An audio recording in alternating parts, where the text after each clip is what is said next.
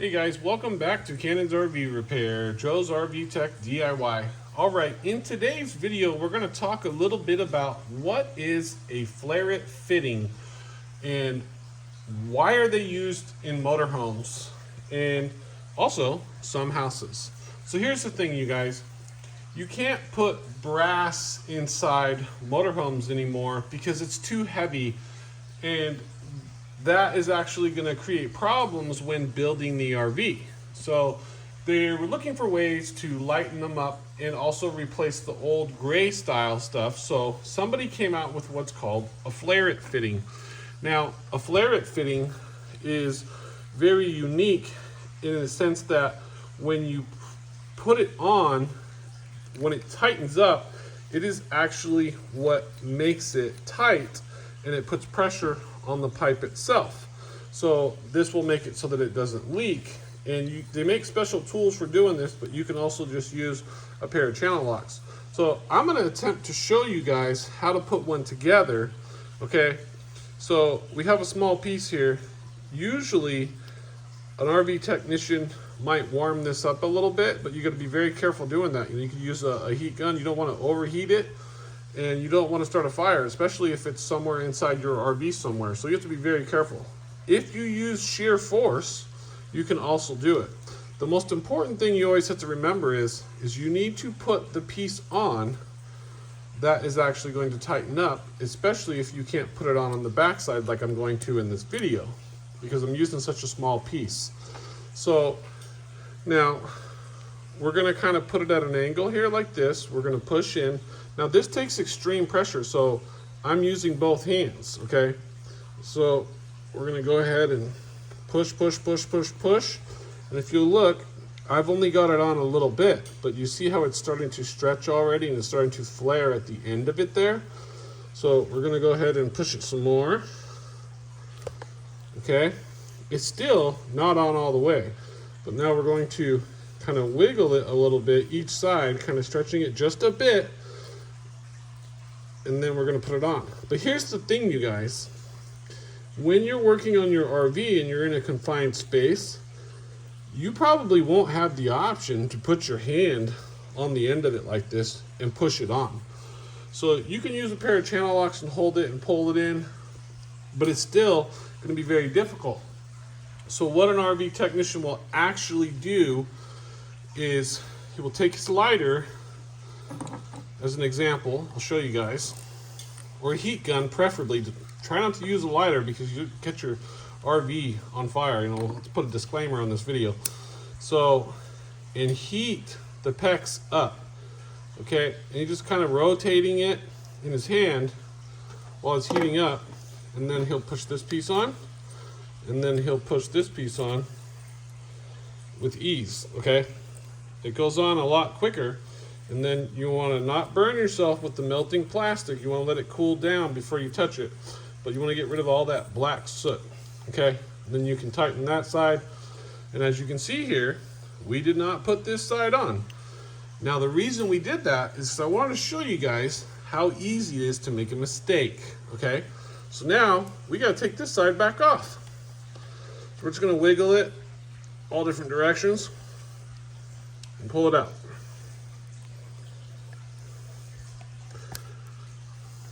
So what you do is look at how flared it is at the end of it, okay? So now we're gonna put our piece back on. Well, look, it doesn't really fit anymore because it's now flared. And in some cases, you will have to recut the plumbing because of this. But in our case, because we have a lot of room to work with here, we do not. We're just gonna get it started. We're gonna slide it on. Now it's on, okay? But here comes the really hard part. Because this is such a small piece, it's gonna be very difficult for us to push this in while this is on and this piece is on. But we're gonna use our hand. It's extreme force, right? Because you can't heat it up anymore now that it's buried. But look it's nice and uniform around that edge. And then you can go ahead and start it. And tighten the other side. And when you hear this noise, That noise is good, okay? That means that it's tightening up, and you want to hear that. And you'll want to tighten this up pretty good. Like, you can still see there's a lot of threads here. So you'll want to use a pair of channel locks to do that. But they make several different styles. They make the straight style. This style here typically goes either on the back of a water heater, a kitchen faucet, a bathroom faucet. It is used on, you know, water pumps, stuff like that, you guys. Okay, so this is for hooking things up, okay?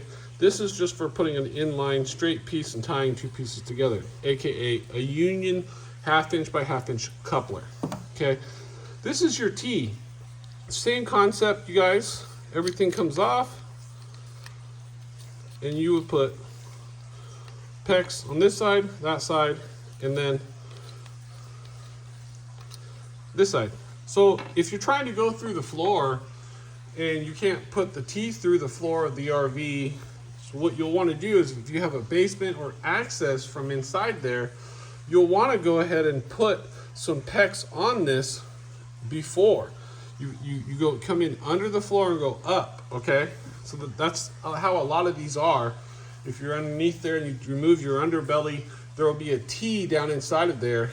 You'll want to cut the old PEX out, put new PEX and a new T valve, and then you want to make sure you put this on, and then you put your PEX on, and then you can run that piece as long as you want through your floor to get it inside the RV.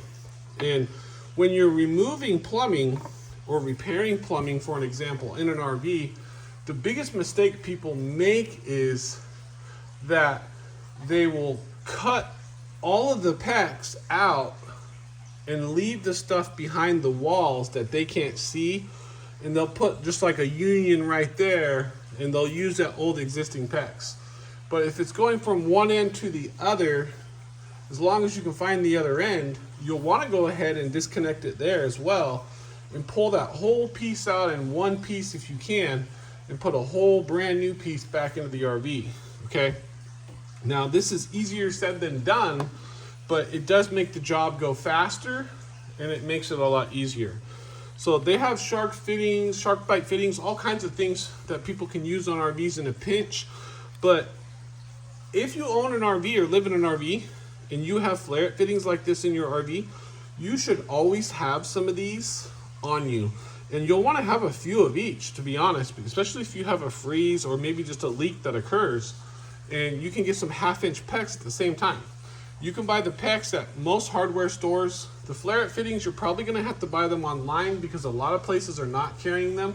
Sometimes I find them at Home Depot, just so you guys know. This one here, you can use it to bypass a water heater, bypass whatever you want. It's just a diverter.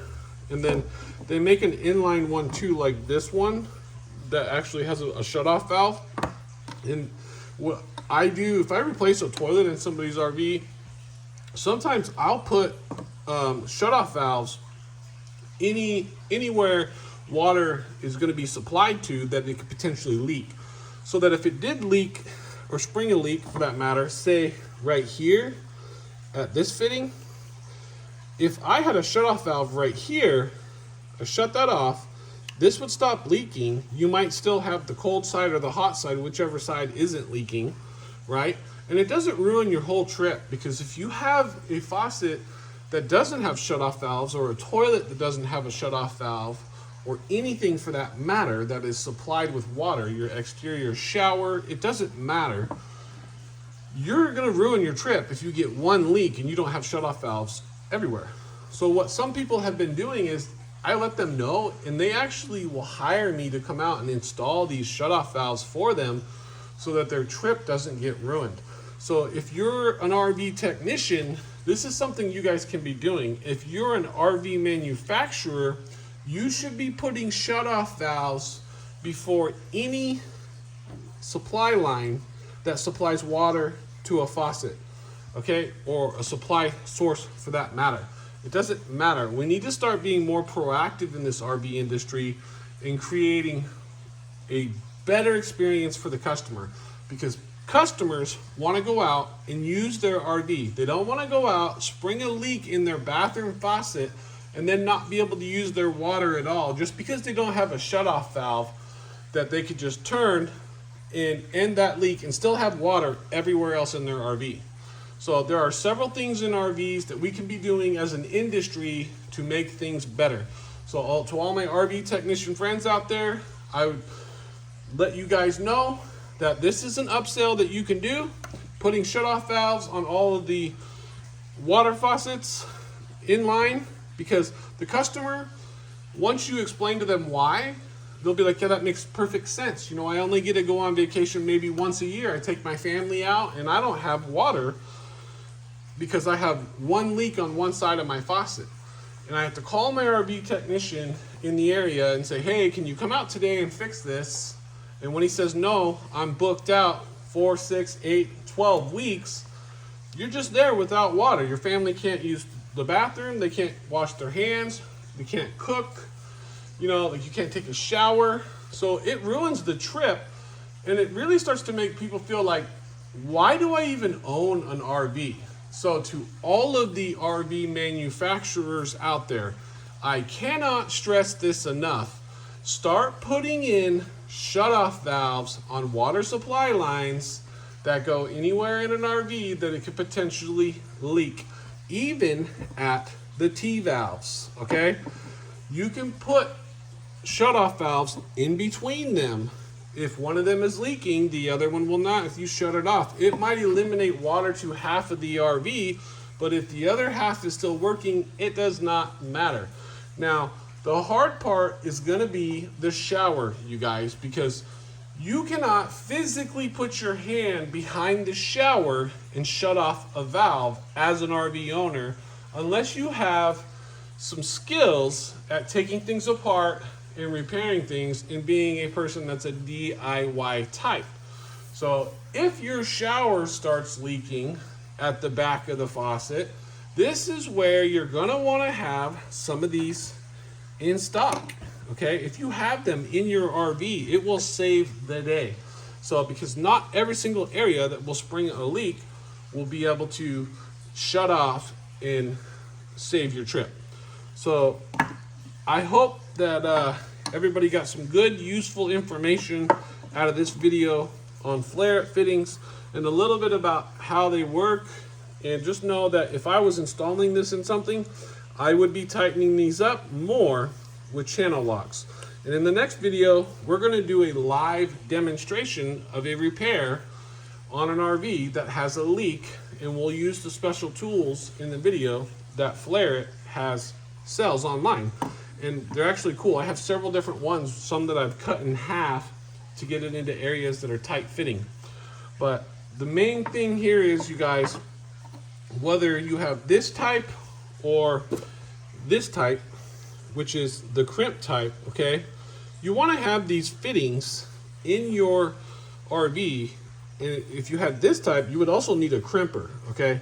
And that's a whole nother video, which I think we have an old video on the channel that shows people how to do that.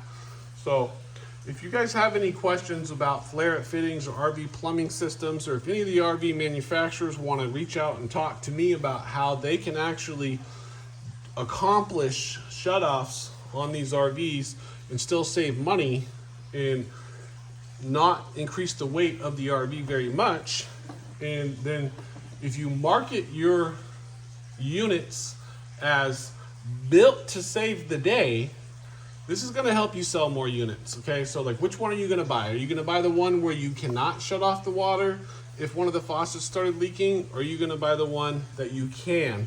Me personally, I'm going to buy the one that I can, even if it costs several $1,000s more. So, and that's just because I know that taking your RV out and it breaking down can be a very, very frustrating experience. So anyways, guys, I hope you enjoyed the video. If you haven't done so already, subscribe to the channel, comment below with any questions, comments, or concerns, and don't forget, any and every video that Cannon's RV Repair shares online is strictly for informational purposes only. You hold no liability, and you understand that this is for your viewing pleasure and not a recommendation on our part. We'll see you guys in the next video. Thanks for watching.